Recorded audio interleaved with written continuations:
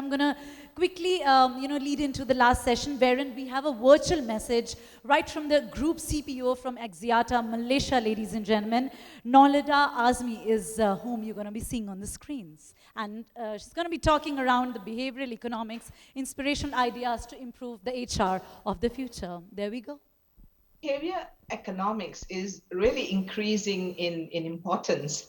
And if I take it into a context in an organization such as ourselves in Axiata, where our vision is to be the next generation of digital champions. And some people ask about, are you so focused only on digital and technology? Where is the human part? And I think this is where it's very key because post the pandemic, particularly, we are having such a huge behavioral change. And therefore, it's very important for us to understand where are our people's, our other stakeholders' behaviors heading towards. And we need to understand the hidden dynamics. This is very, very clear in the sense that how do we want to drive our culture change? How do we want to harness the energy that's coming out? And also increasingly the mental health issues of our employees, which goes beyond the pandemic coming to the great return. And it's also very interesting that on the other side of where we want to do is we want to be data driven. So, we use so many metrics in a lot of the across the people life cycle. But as the behavior changes and the sentiments changes, we need to expand more of these metrics to cover beyond just the time to close a recruitment, but also it's like how are people reacting. And this is where I think as for us, when we look at the behavior, we need to understand the sentiments. So pulse checks, timely conversations, getting more matrix and putting a little bit more of science. And behavior economics, they say is neuroeconomics, neuroscience, psychology, and sociology, really puts the heart into some of the more technology side of things in an organization, in our digital telecommunication organization such as us. And actually, it was very interesting to when we were doing some of the things when we come back is, how do we reset the culture? Is then we were introduced a little bit more into the behavior economics, really talking about choice architecture. And they say that how do you present all the alternatives to our people who have had some sort of a level of fatigue? And so we then looked at all the various parameters, and increasingly we are working on this always on 24 by 7 environment. Whilst we try and say there is a balance, life work integration, sometimes we don't know how to detox. So with technology and information just coming into our lives every day, how do we make use of behavior economics to help our people in using the construct of of the choice architecture? Is how do we, as a result, when people are inundated, they have less time to think, less time to process, but we need to make decisions faster. And ultimately, we come to the word of nudges. And this is quite interesting for us because we then look at, when we did some research about how do we sustain good behaviors that will bring about the organizational change?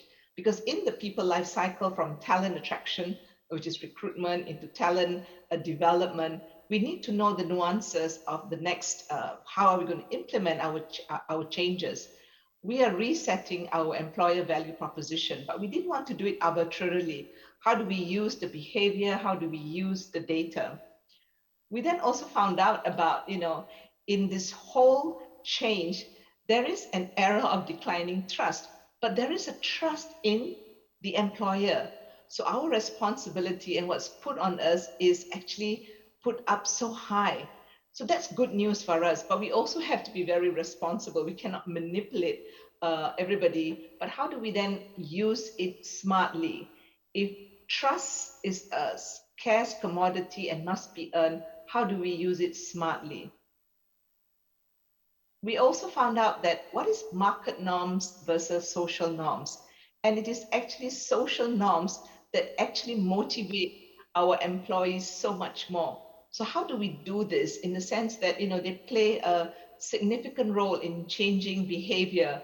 And they always use this example about wearing masks, the communication, right, where you went about, you wear masks to protect others versus yourself. So social norms really, really drive what we want to do. So the choice architecture is how do we then present to our employees the changes that we want to make, and therefore these insights, as we come back to the office, how do we then engage with our people? One of the things that we are doing in Axiata is relooking at our values.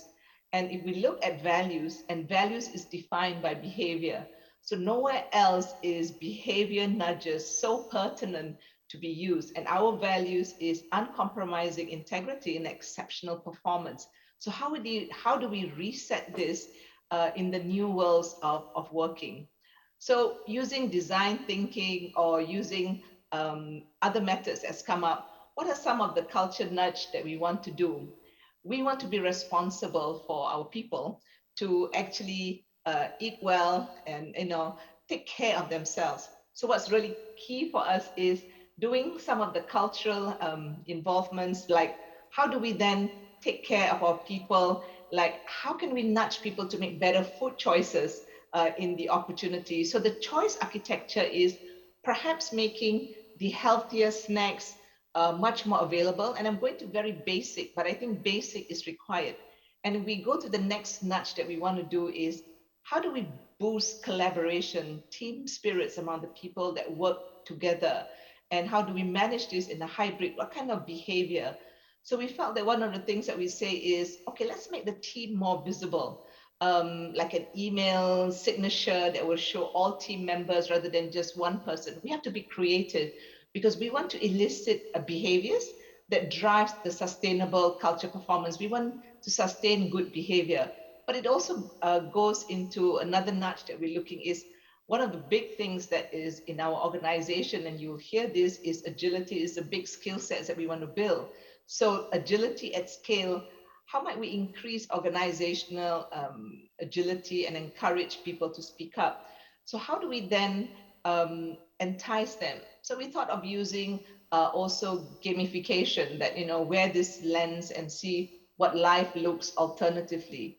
So in essence, for us, behavior economics is really something that we want to harness to complement our vision in being more digital and expanding the use of data beyond just the technology and business results, but also about the behavior that comes about. And what's very key is I also found out that, it says like we are now moving from the Internet of Things to the Internet of Behavior. And this is being used every time we go into social media, right? There's AI tracking of preferences and everything else. And it's the same thing that I feel that we can use in the workplace in understanding what do our talents want? What do our general population want? So to me, the Internet of Behavior is going to bring much more hyper personalized interventions and programs from the organizations to our people and really drive the new ways of working, which is actually the now of work. Thank you for listening.